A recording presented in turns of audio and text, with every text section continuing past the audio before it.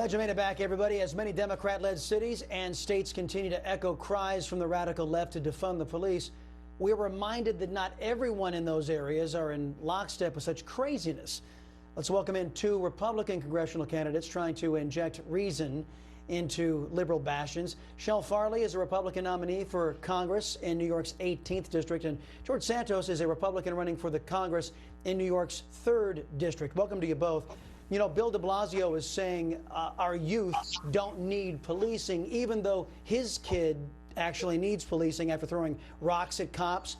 But he and other left-wingers across the country, folks, are taking money from public safety and investing in social programs. Chele, is this the wise thing to do with taxpayers' money? Well, thank you, Chris. I think we clearly need to increase trust and cooperation between police and the African-American community, but we cannot allow the radical left's new agenda to defund the police to gain any traction. I mean, after all, first they wanted to abolish ICE. My opponent, Sean Maloney, wants to abolish ICE. Now they want to defund the police. What's next? Do they want to eliminate the military? I'm against it. Okay. Mr. Santos, will calling a social worker when you're getting assaulted or sexually assaulted or somebody's breaking into your home, is that what the remedy is, as it seems Mayor de Blasio is suggesting? Well, thank you for having me, Chris. Absolutely not. I'll put it this way.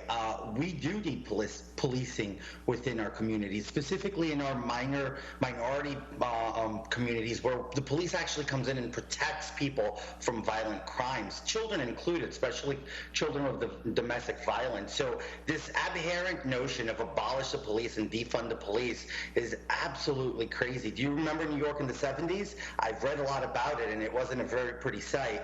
To go back to that and allow anarchy to roam around all of the city, and not at this point all of the country, is absolutely alien to me. I can't fathom anybody supporting this and thinking it makes sense. Well, it wasn't a pretty sight in 2020. And Chele, you saw this as we might as well not have had the police, as left-wing policies allowed everybody who was arrested by the police to be let out and continue to riot and loot and harm more innocent citizens and property again. And you saw this no bail law as a big threat, and you want to do something about it. I absolutely do, Chris. I mean, we all knew there would be serious repercussions when Governor Cuomo, managed to get rid of cashless bail. In fact, my opponent, Sean Maloney, when he was running for Attorney General of New York in 2018, said that he would make eliminating bail one of his top priorities. Well, unfortunately, he's gotten his wish. And now what has happened? Well, it started out here in my district. We actually had a sexual predator who had been convicted of molesting a 10 and 11-year-old girl who was found trespassing on a nursery school playground, and he was let go. And now, just the latest, we have all of these rioters in New York City who are looting, destroying property, and they're being let go. In fact, and what's even worse is that the ones that are being caught aren't even being prosecuted. I couldn't believe that St. Patrick's Cathedral, they found one of the people who actually sprayed it with graffiti, and the district attorney, Cy Vance, refused to prosecute him. It's outrageous. So I ask everybody to go to bringbackbail.com to sign my petition and make sure that we can keep criminals off the street. Bringbackbail.com. Thank you for that. You know, of course, I can understand why many of the Democrat socialists in New York who are in positions of authority, hey, it's only a Catholic church, and they're not big fans of the Catholic Church and the Democrat Party in New York. So I can understand why Catholics don't get justice in New York. Mr. Santos, let me talk to you about some of the luminaries in New York State and New York City, de Blasio and Cuomo. Those two together combined, well, to be pretty deadly. Their policies in the China virus were incredibly deadly, especially when it came to senior citizens. How do you convince New Yorkers that these two guys, their left-wing extremism, that there's another way? In other words, how do you get people in New York to say, I want to get rid of all this left-wing extremism and choose a different path? Maybe not Republicans, but a different path.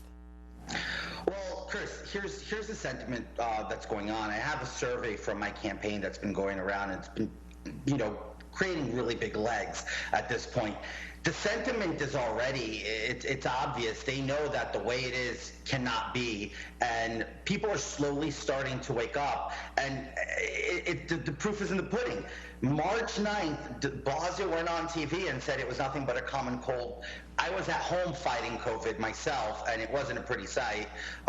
Being a survivor of COVID, I can tell you it wasn't very pleasant to contract, while de Blasio was on TV telling people, go to the movies, go to the theaters, you know, and then it escalated, and it got to where we got, and then the riots came, and they did absolutely nothing. We left businessmen and women at the mercy of rioters when they were hurting the most. We won't let them open, but this is the only state in the country where you can go to jail for shopping at Macy's, but not if you loot and burn it to the ground. So this is what we've come to. Governor Cuomo and Bill de Blasio have no common sense, you know, and it goes from putting sick people into nursing homes all the way to allowing rioters to go through at large and curb the police and expect the police to take a kneel. I've taken a very strong stance in supporting the police, and I've dealt with the repercussions of death threats and all. So I'm really hoping that common sense will kick into all New Yorkers and all Americans moving forward in 2020. Sick people were not just in those nursing homes.